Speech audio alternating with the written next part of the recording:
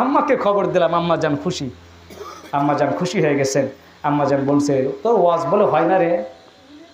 কেন তোর ওয়াজ বলে হয় না? দেখেন আম্মা জান সব কিছু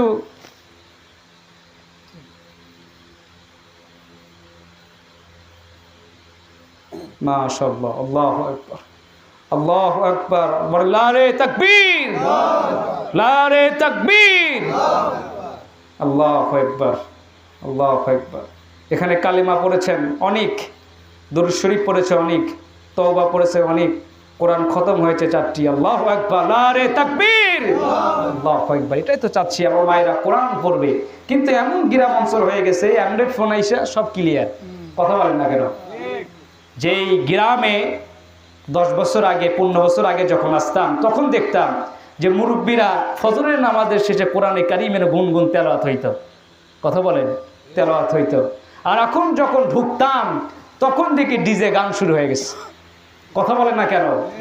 ডিজে গান শুরু হয়ে গেছে। এইগুলো বন্ধ করুন। যদি এইগুলো বন্ধ না করতে পারেন সেই দিন আল্লাহ রাব্বুল আলামিনের কাছে আপনার হিসাব দিতে হবে, হবে, হবে। ঠিক কিনা? হিসাব দিতে হবে। কোথায় পালাবেন? কেউ পালাতে পারবেন না, কেউ না।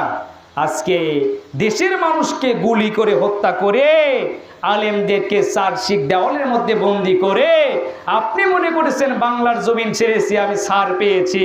এটা ছাড় নয়, এটা ছাড় নয়। এটা তো সামান্য দুনিয়ার গজব আল্লাহ পাক দিয়েছেন। এবার যখন কবরের মধ্যে গজব দেবেন কোন মন্ত্রী কেউ আপনাকে বাঁচাতে পারবে না, পারবে না, পারবে না। ঠিক কিনা? কেউ বাঁচাতে পারবে না। আমি এই কথা আগেও বলেছিলাম, কেউ বাঁচাতে পারবে না। কে বাঁচাবে? বাঁচানোর কেউ নাই, বাঁচানোর কেউ নাই। যদি রব্বুল আলামিন আপনাকে মাফ না করে, কেমনে মাফ করবে? অন্যের সম্পত্তি অন্যায়ভাবে লিখে নিয়েছে, আল্লাহ মাফ করবে? একটা দলিল দেখান, এখানে আলেমে আছে, একটা দলিল দেখান, একটা কোরআনে আয়াত দেখান। চ্যালেঞ্জ করে দিলাম যে কোন আলেম যদি বলতে পারে, দলিল দিতে পারে যে অন্যের সম্পদ মারিয়া সে জান্নাতে যাবে, আল্লাহ পাক তাকে মাফ করবে, এরকম দলিল আছে? আছে? নাই। আমি আপনার কাছ থেকে অন্যায়ভাবে সম্পত্তি মারিয়ে নিয়েছি, কিন্তু আপনার কাছে মাফ চাইলাম না। সেই দিন আল্লাহ পাক কি বলবেন জানেন? রাসূল বলছেন, বুখারী শরীফের হাদিস 2 নম্বর খণ্ড, বিশ্ব নবী বলছেন, আমার সাহাবীরা লক্ষ্য করো, সেই দিন এমন মানুষ আসবে যাদের মধ্যে এত বড় মানুষ গরিব হবে। তোমরা কি জানো আমার উম্মতের মধ্যে গরিব কারা হবে? আল্লাহর হাবিব বলছেন, মিলিয়ে নেবেন, বুখারী 2 নম্বর খণ্ড, দলিল দিয়ে দিলাম। রাসূল বলছেন, ও সাহাবীরা তোমরা জানো নাকি আমার উম্মতের মধ্যে কারা বেশি বেশি একেবারেই গরিব হয়ে যাবে? সাহাবীরা মুস্কে হাসিতে বলছেন, ইয়া রাসূলুল্লাহ, যাদের টাকা নাই, ধন নাই, দৌলত নাই, তারাই তো গরিব। রাসূল বলছেন, না, এরা আসল গরিব নয়। গরিব সেই দিন আসবে যারা অন্যের টাকা অন্যায়ভাবে আত্মসাৎ করে নিয়েছে, ইতিমদেরকে ঘাড় ধাক্কা দিয়েছে, যারা অসহায় মানুষদের কাছ থেকে সম্পত্তি অন্যায়ভাবে লিখে নিয়েছে, যাদের হক মেরে খেয়েছে, যাদের পর নির্যাতন করেছে, এরাই হবে সবচেয়ে বেশি গরিব। ঠিক কিনা? সাহাবীরা বলছেন, ইয়া রাসূলুল্লাহ, তাহলে কারা? বিশ্ব নবী বলছেন, মুহাম্মদ রাসূলুল্লাহ বলছেন, গরিবের নবী, ধনীদের নবী, ইয়াতীমদের নবী, তিনি মুসলমানদের নবী, ইহুদি খ্রিস্টানদের নবী। তিনি আমাদের নবী ছিলেন, বিশ্ব নবী নবী। যে নবীর মতো আর কোন নবী পৃথিবীতে আসবে না। কিন্তু বাংলার জমিনে এমন একটা দল আছে, কাদিয়ানির বাচ্চারা, এরা নাকি বলে মুহাম্মাদের পর আরে নাকি একটা নবী আসবে, বলেন নাউজুবিল্লাহ। এখানে দাদা আছে, এখানে আলেম আছে, বলতে চাই, মুসলমান শুনে রাখো, মুসলমানের নামে মুসলমান থাকবে, খ্রিস্টানদের নামে খ্রিস্টান থাকবে, হিন্দুদের নামে হিন্দু থাকবে, কিন্তু বাংলার জমিনে কোন মুসলমান নামধারী যদি কাদিয়ানির বাচ্চারা থেকে থাকে, এরা মুসলমান নয়, মুসলমান নয়, এরা হলো নামধারী কাফের। ঠিক কিনা? আমাদের প্রভু এক নবীর উম্মত, জীবন বিধান ওই শিবানী কোরআন। আমাদের প্রভু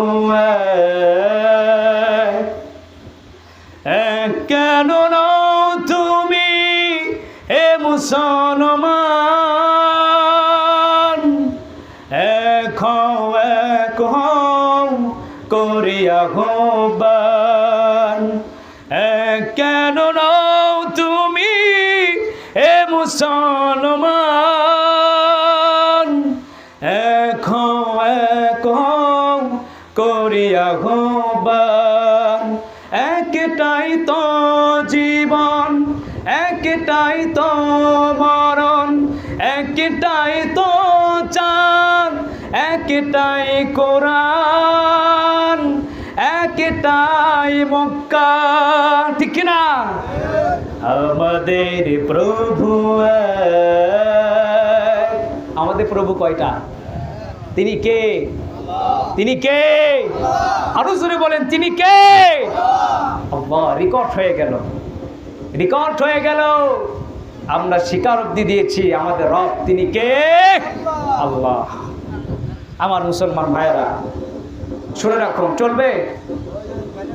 বলুন, আলোচনা চলবে? চলবে না ভয় পাচ্ছেন? ভয় লাগে? ভয় লাগে? আরে মুসলমানের কিসের ভয়? মুসলমান তো বীরের জাত। কিসের জাত? বীরের জাত। যে ওমরকে দেখে মক্কার কাফিরেরা ভয়ে সামনে আসতো না, ঠিক কিনা? যে ওমরকে দেখে শয়তান পালিয়ে যাইতো, তিনি ছিলেন ওমর। সুবহানাল্লাহ বলবেন না? বিশ্ব নবী মুহাম্মদ রাসূলুল্লাহ সাল্লাল্লাহু আলাইহি সাল্লাম যখন মক্কার ভবনে দাওয়াতের কাজ শুরু করছেন, আবু জাহেল, উতবা, সাইবা, মুগীরা বা চিন্তা করলেন ষড়যন্ত্র করছেন। আব্দুল্লাহর তিমপুলা মোহাম্মদ এইভাবে করে করে যদি মক্কার জমিনে দাওয়াত দিতে থাকে, তাহলে আবু জাহেল নামধারী আমার পিছনে কেউ তার থাকবে না। এই জন্য আবু জাহেল ষড়যন্ত্র করল, মক্কার মধ্যে একটা সূরা গঠন করলো, বৈঠক করলো। বৈঠক করার পর বড় বড় নেতাদেরকে নিয়ে আসা হলো। বড় বড় নেতাদেরকে নিয়ে আসার পরে কমিটি গঠন করা হলো, কেমন করে আব্দুল্লাহ তিমপোলা মোহাম্মদকে পৃথিবী থেকে বিদায় করে দেওয়া যায়, এই ষড়যন্ত্র করলো। এইরকম করে করে আল্লাহ রাব্বুল আলামিন তো সব কিছু দেখছেন। নবীজি যেমনি করে মুসা আলাইহিস সালামকে বলেছিলেন, ও মুসা, কোনো ভয় নাই, তোমার সঙ্গে আছি আমি। কে? বলুন কে? আল্লাহ। মুমিনরা যখন ময়দানে নামে, এরা সামনে পিছনে কিচ্ছু দেখে না, কারণ এরা একমাত্র ভরসা করে কাকে? বলুন কাকে? আল্লাহকে। আল্লাহু আকবার, আল্লাহু আকবার। আমার মুসলমান ভাইরা কষ্ট হচ্ছে? কষ্ট হচ্ছে? বলে শেষ করে দিই। কষ্ট হচ্ছে? দাদা আপনি আগে আসুন তো, আপনার কাছে আসুন।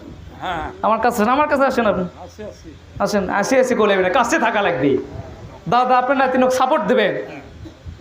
আল্লাহ দীর্ঘজীবী করুক, বলেন আমিন, বলেন আমিন। এই এলাকার যত মুরব্বী আছে, আল্লাহ রাব্বুল আলামিন আমার সামনে যত দাদা আছে, চাচা আছে, এদের হায়াতের মধ্যে যেন বরকত দান করে, বলেন আমিন। আমার দাদা নাই, দাদার ভালোবাসা পাই নাই। আপনারা জানেন দাদার ভালোবাসা কতটুকু, নানার ভালোবাসাও পাই নাই। শুধু একটা নারী আছে, এই নারীটা জান উজাড় করে দিয়ে ভালোবাসে। আল্লাহু আকবার। আজকে যদি দাদা থাকতো, আমার কথাগুলো কিন্তু শুনতো, ঠিক কিনা? কিন্তু আমার দুইটা দাদা আছে এখানে, আলহামদুলিল্লাহ। আল্লাহ রাব্বুল আলামিন হায়াতের মধ্যে বরকত দান করুন। আমার চাচারা আছে এখানে। আমি এই মাহফিল এখানে ওদের কাকা দাঁড়ানো বসানো, প্রত্যেকটা মিনিটে আমি খবর নিয়েছি, কাকা মাহফিলের ডেট কি হইলো, কি হইলো, কি হইলো। আমার প্রোগ্রাম কিন্তু একটা না, অনেক প্রোগ্রাম আছে আলহামদুলিল্লাহ। কাকাকে আমি বলেছি, আপনি আমাকে বলুন একটা ডেট দেন, তাহলে ইনশাআল্লাহ আমি আসবো। কিসের কন্টাক্ট, কিসের কি, এইগুলো কোনো কথাই হয় নাই। কথা হয়েছে? কোনো কথা হয় নাই। কেন কথা হয় নাই? আমার নিজের দেশ, নিজের রক্তে আমি যাচ্ছি, আমার পাওয়ারই আলাদা, ঠিক কিনা? কথা বলেন না কেন? এখানে কেউ যদি আমাকে মাইরে যায়, আপনারা ছাড় দেবেন? ছাড় দেবেন? কারণ আপনি হলো আমার রক্ত। আমি এখান থেকে না খায় যাবো, আপনারা কেউ যাইতে দেবেন না, ঠিক কিনা? এই জন্য ভালোবাসার টানে এখানে আসছি। আমি আগে আব্বাকে বলছি, আম্মাকে বলছি, আম্মা সিরাজগঞ্জ থেকে আমার এক কাকা ফোন দিয়েছেন, যাইতে হবে। বলছে বাবা যা। এক কথায় আমি রাজি হয়ে গেছি, বাবা যা। সুবহানাল্লাহ। অনেক বড় বড় ময়দানে কথা বলি, চাঁদা হুজুর এখানে সাক্ষী। ইউটিউবে সার্চ দেবেন, দেখবেন অনেক বড় বড় আলেমদের সঙ্গে সাক্ষাৎ আছে, অনেক বড় বড় মুফাসসির মুহাদ্দিসের সঙ্গে এক বেঞ্চে খানায় খাইছে ময়দানে কথা বলেছি। আল্লাহু আকবার। এই জন্য আল্লাহর পক্ষ থেকে আল্লাহ আমাকে নিয়েছেন, এই জন্য কথা বলতে পারি। আল্লাহ পাক কথা বলার সুযোগ করে দিয়েছেন, বলে সুবহানাল্লাহ। আমার ভাইরা, যে এগুলো কথা বলতেছিলাম, একটা একটা করে লাইন আসবো, ঠিক কিনা? সব যদি একবারে ঢুকাই দিই তার আলুঘাটি হয়ে যাবে। পরের দিন বলবেন বগুড়া থেকে একটা বক্তা আসছিল, কাকলিয়া চুরে সারা পাগলা পাগলা। কথা বলে না কেন? কথা বলেন না কেন ভাই? ওয়াজের মধ্যে ঝাল, ঝাল, মিষ্টি, টক, এই তিনটা জিনিস যদি না থাকে ওয়াজ হয়? ওয়াজ হবে? আপনি মার্কেট পাবেন? কথা বলেন। যদি এখানে আমি একটা না ওয়াজ করে যাই, ইনশাল্লাহ পাবো। এই কোন পাক চুরে খালি কথাই কয়, কথাই কয়, কোনো মিশিং নাই। বাপ রে মিশিং গান রে, একজনের পরবর্তী দাওয়াত দিস না রে। কথা কর না কেন? এইগুলো করা যাবে না। আমরা কোরআন বলার জন্য আসছি, আমরা কোরআন বিক্রি করে এখানে আসি নাই। যে সমস্ত বক্তারা কন্ট্যাক্ট করে ওয়াজ করে, এদের ধারা কি জানেন? এরা আসে 1 মাস আগে যে হুজুর আমাকে 5,000 টাকা পাঠিয়ে দিন। আমি কেমনে আসবো? আমার মাইকেরও তো নাই। 5,000 টাকা পাঠিয়ে দিয়ে তারপর আসবো। এগুলো কথা বলে কি বলে না? কিন্তু আল্লাহ রাব্বুল আলামিন যখন আমাকে ডাকবেন, ইনশাল্লাহ আমাকে পাশে পাবে। আমি আজকে কথা দিলাম, এখানে যত বড় প্রোগ্রাম আমার থাক না কেন, 23 সালে প্রোগ্রাম করেছি, ওদের সামনে বড় ভাইরা দাঁড়ানো, চেয়ার থেকে নামার সঙ্গে সঙ্গে হাত ধরে, হুজুর আমাকে একটা ডেট দেন, হুজুর ডেট দেন। এরা ডেট নিয়েছে ইনশাআল্লাহ। সেইভাবে কথা হয় না, ডেট নিয়েছে, হুজুর এই দিন এই সময় মাহফিল হবে। যদি আল্লাহর কসম করে বলে এই সময় যদি আমার কোন সিরাজগঞ্জ থেকে একটা প্রোগ্রাম আসে, আমি আল্লাহর কসম এই প্রোগ্রাম বাদ দেব না। সুবহানাল্লাহ। কেন? এটা আমার মাটি, এখানে আমার দাদা শুয়ে আছেন, এখানে আমার চাচারা আছেন, এখানে আমার দাদিরা শুয়ে আছেন, এখানে মুরিব্বিরা শুয়ে আছেন। এখানে আমি ঢুকবো, সিনা উঁচু করে ঢুকবো। কোন বাতিল, কোন জালিম আমাকে বাধা দিতে পারবে না, পারবে না, পারবে না। ইনশাআল্লাহ,